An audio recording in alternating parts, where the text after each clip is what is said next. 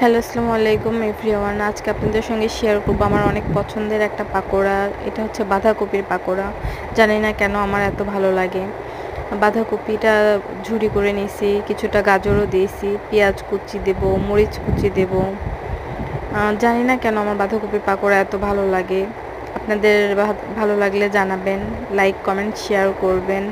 এখানে আমি কিছুটা লবণ দিলাম, হলুদ গুঁড়া দিয়েছি, মরিচ গুঁড়া দেই নাই, আর আদা রসুন বাটা দিয়ে ভালো করে মাখাই নিব।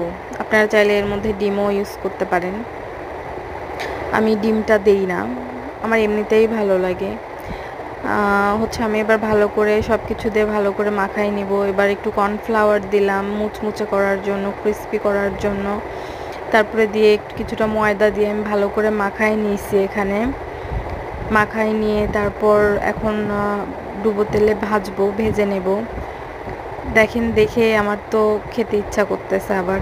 এখন তো বাঁধাকপির টাইম না, সিজন না, কিন্তু তারপরেও হয়তো বাজারে গেলে পাওয়া যাবে বাঁধাকপি। আপনারা আপনাদের ইচ্ছা মতো শেপ দিয়ে ভেজে নেবেন ক্রিস্পি করে। আসলে যত